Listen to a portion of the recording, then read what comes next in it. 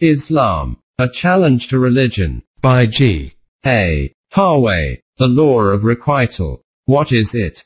For the savage, as for the child, the world is the scene of fortuitous events, none of which stands in an intelligible relationship with the other. With the growth of intellect, both awake to the presence of order in the world around them. The first thing they notice is the sequence of certain events. For example, a flash of lightning is followed by a crash of thunder, and contact with fire is followed by burning. Knowledge of invariable sequence helps them to make better adjustment to the world. They become conscious of the causal nexus between events. They seek to know the causes of events, because this knowledge enables them to predict the effects and also to control them. They become aware that they themselves operate as causal agents producing changes in the world. The knowledge that all their actions have consequences gives them a sense of power as well as of responsibility. They realize that in choosing to act in a certain way, they are also choosing the consequence of their action. If the consequence is unpleasant and man wishes to avoid it, he can do so only by refraining from the action which leads to it. The Law of Requital states that every action of man has consequences and the doer will have to bear them whether he likes them or not. But far more important than the external effect of the action is its effect on the personality of the doer. All actions, however, do not necessarily modify personality. An action which has been performed inadvertently or carelessly has little influence on man's self. But an action performed deliberately for a set purpose or with a high degree of ego involvement changes personality for better or for worse. It strengthens or weakens the moral fiber. It furthers or hinders his progress towards self-fulfillment. This distinction between human actions is made by the Quran and is of great importance to the moral life of man. The Law of Requital is specially relevant to the changes in personality which result from the voluntary actions of man. It means that consequences of such actions are inevitably incorporated in the personality of man, adding to or detracting from its power. 2. Man and the Law of Requital. Gradually man realized that he lived in a world which was not at the mercy of capricious spirits, but a world displaying a definite orderliness. He could adjust himself to the world only by discovering the laws which governed the events and processes therein. He addressed himself to this task and slowly and patiently acquired the knowledge which enabled him to exercise effective control over the world. Next he turned his attention to himself and to his own conduct. Here too, he discovered the rule of law. He found that he was free to act and choose, but that rule of law required him to pay a price for the freedom he enjoyed. He had to bear the consequences of his actions. He could not discern the results of his own actions. He might yield to a sudden impulse and gain momentary satisfaction, but later regret and remorse were sure to prey on his mind and make him unhappy. He could not flout the law of requital with impunity. This law is as fixed and inexorable as any natural law. However, unlike the natural law which is confined to the physical spheres, we will now consider its mode of operation in each of these spheres. 1. Of the relations existing between events in the world, the causal relation is the most important. Where two events are related to each other, the antecedent event or cause is invariably followed by the consequent event or effect. Cause and effect are relative terms. Each can be defined only in terms of the other. We are not concerned with cases where both the events are physical. These fall within the purview of physical sciences. But we have seen that man too acts as a causal agent in the world and his actions also produce effects.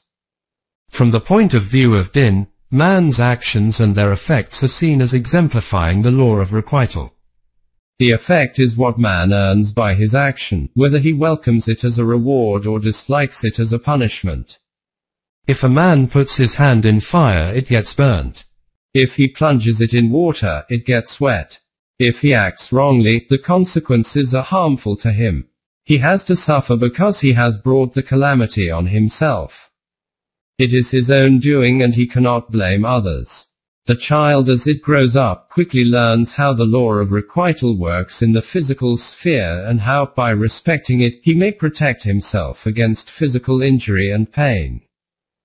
2. In the social sphere, the law of requital operates in the form of civil law. Society cannot exist without law and order. Actions which threaten the integrity of society have to be punished. Men often act in an antisocial way. Impelled by selfish desires, they often act in such a manner as to disrupt the group to which they belong. They can be restrained only by the knowledge that their wrong actions will bring upon themselves highly unpleasant consequences. A man may inflict injury on his fellow being or rob him of his property, but he knows that afterwards he will have to serve time or pay a heavy fine. The prospect of suffering punishment deters him from acting against the interest of society. In a well-organized society, men are usually law-abiding because they see that everyone who transgresses the law is invariably punished. However, we must not forget that even in a well-governed state, some criminals go unpunished while some innocent men are unjustly condemned. Human laws are not perfect and there are, in every society, serious defects in the administration of justice. Cunning men, especially if they are wealthy, can often find some way of evading the punishment which they deserve. That is why every society has its criminals. The only remedy lies in perfecting the machinery of the administration of justice. Thus we see that the law of requital does operate in the social sphere, although its working is not free from defects. 3. In the moral sphere, the law of requital is seen in its purest form. Here it points to the necessary connection between man's action and the ensuing modification of his personality. Man's action, besides producing effects in the world and in society, produces also effects within him, changing his self for better or worse. External factors have no effect on a man's personality. Man can be free although he is confined in a prison cell. On the other hand, though outwardly free, he may have a cramped and inhibited personality. Human personality is keenly sensitive to the moral tone of his actions. Every transgression of the moral law debilitates it in its ability to play its proper role. The working of the law of requital is much more subtle in this sphere than in other spheres. A man may casually take a wrong turning and may go on committing trivial misdeeds without being aware of the gradual harm he is doing to his personality. One day, he will be shocked when he realizes the cumulative deterioration in his personality. Though subtle, the working of the law of requital in this sphere is relentless. Every action leaves its effect, good or bad, on the personality. The effect at a time may be so slight as to be hardly perceptible, but if the man continues to act in the wrong way, the cumulative effect may transform his personality. The infection of bad actions may be negligible at the beginning, but it works insidiously, and gradually undermines the self. The man who is morally sensitive can perceive this effect coming about and check himself in time and retrace his steps before an irretrievable damage is done. 3. Its working. All our actions are not subject to the law of requital. Involuntary acts and those performed heedlessly or with little ego involvement may be regarded as morally neutral. But deliberate acts, through which we express our real self and which can acknowledge as our own, are inevitably rewarded if right, and punished if wrong. The moral order in the universe is based on this law. We can claim only what is due to us. Only right actions entitle us to reward. The Quran confirms this view. And unto Allah belongs whatsoever is in the heavens and whatsoever is in the earth, that he may, according to his law of requital, reward those who do amal as-sayyi'ah with what they have done, and reward those who do amal al-hasana with goodness. 53:31. God has granted man a measure of freedom, but he keeps watch over man to see how he uses the freedom. And he it is who created the heavens and the earth, that he might afford you opportunity to show which of you is best in conduct. 11. 7. The Quran declares that God sees not only the overt actions of man but also his inner motives and hidden intentions, and his judgment of man is on this broad basis. Alike to him is he among you who hides his word, and he who speaks it aloud, and he who hides by night, and he who goes forth openly in the day. He has pursuers from before him and from behind him, who watch him by the command of God. Lo, Allah does not change the condition of a folk until they first change what is in their own selves. 13. 10-11. Whatever man desires, he must get through his own efforts. If it were offered to him as a free gift, it would not benefit his personality. He cannot hope to deceive God by a pretense of striving. He must strive earnestly. There are guardians over you, who are honorable reporters. 82, 9-10. And again it is said, we created man and we know what his mind whispers to him. And we are nearer to him than his jugular vein.